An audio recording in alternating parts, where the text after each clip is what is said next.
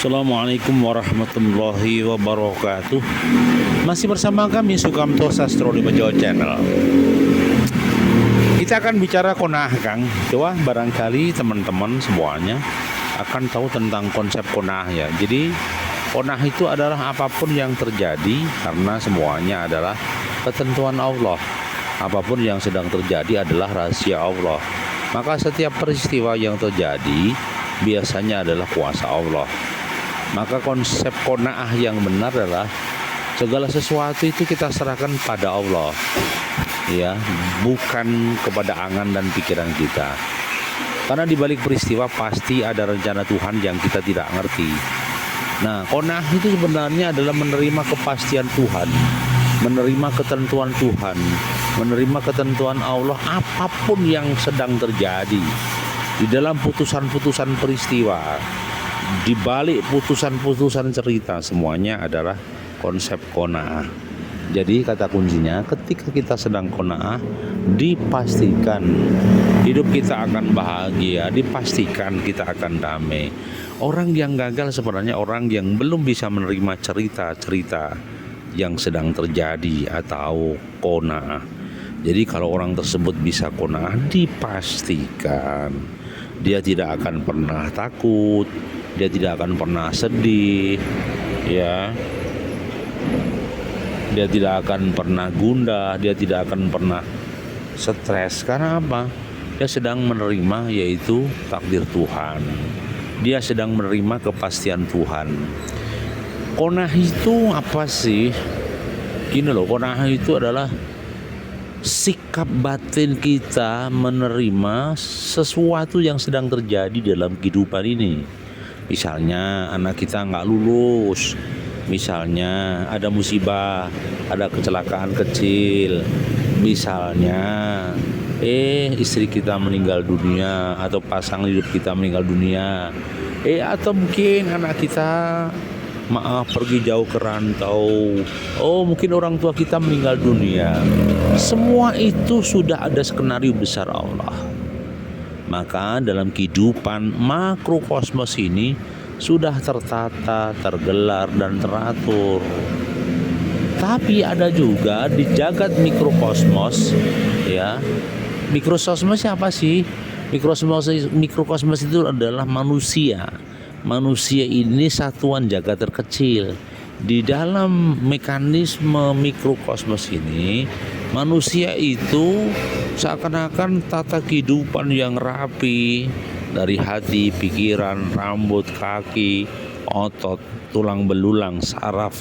Inilah bagian sistem mikrokosmos kehidupan. Sedangkan kalau makrokosmos adalah alam semesta ini, gunung, lautan, bumi. Nah, ini semuanya adalah makrokosmos.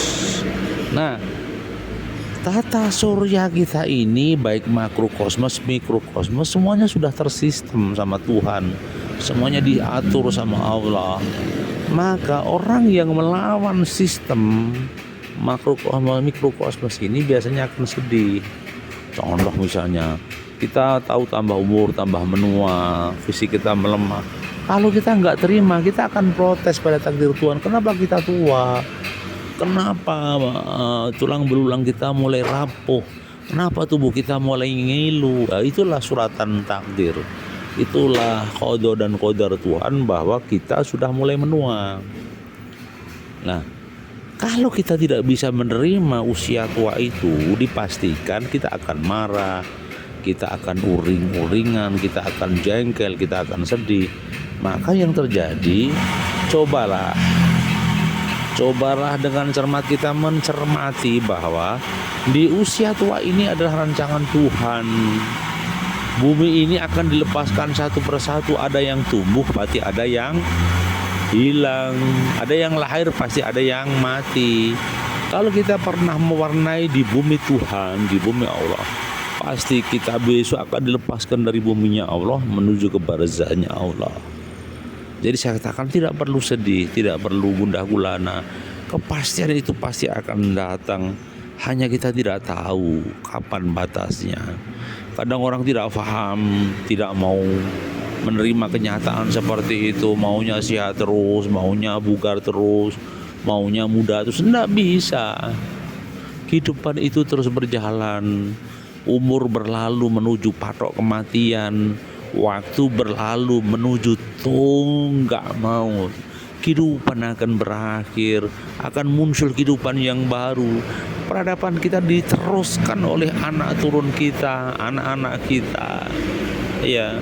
Tapi kalau misalnya kita tidak punya keturunan, tidak punya anak, sudahlah, peradaban kita selesai sampai di sini dan kita hijrah kembali ke alam barzahnya Allah. Yang terpenting bukan bagaimana kita hidup, yang penting kita bagaimana selamat kehidupan ini sampai di akhir waktunya. Bagaimana proses kehidupan di dunia ini berakhir di kehidupan akhirat. Bagaimana bekal-bekal amal kebaikan kita ini bisa diterimakan besok hidup di akhirat. Jadi saya katakan kehidupan ini akan terus berjalan. Ya. Oke. Itu yang sedang terjadi. Hanya kadang memang kita sulit ya menerima situasi-situasi seperti itu. Kita kadang-kadang punya mimpi yang panjang, punya angan yang panjang, yang itu seringkali menjadi aral bagi kehidupan kita. Baik, satu kesimpulan, nikmati sisa waktu ini. Apapun tentuan Tuhan, terima saja. Apapun rancangan Tuhan, terima saja. Apapun yang terjadi dalam kehidupan, kita harus syukuri bahwa kita masih ada umur, kita masih ada waktu, kita masih ada bahagia, kita masih ada asa dan masa depan serta cita-cita. Sudahlah, mengalir bagaikan air yang sedang mengalir, jatuh seperti air hujan yang jatuh dari langit. Jangan pernah protes, jangan pernah jengkel, tersenyumlah hadapi kehidupan ini. Terima kasih. Mohon semoga kita senantiasa dalam kebaikan dan keberkahan. Semoga kita senantiasa sehat walafiat. Semoga kita senantiasa dalam bingkai kebaikan, diridhoi oleh Allah. Masih bersama kami Sukamto Sastro di Mojo Channel. Jangan lupa subscribe, like, dan komen. Assalamualaikum.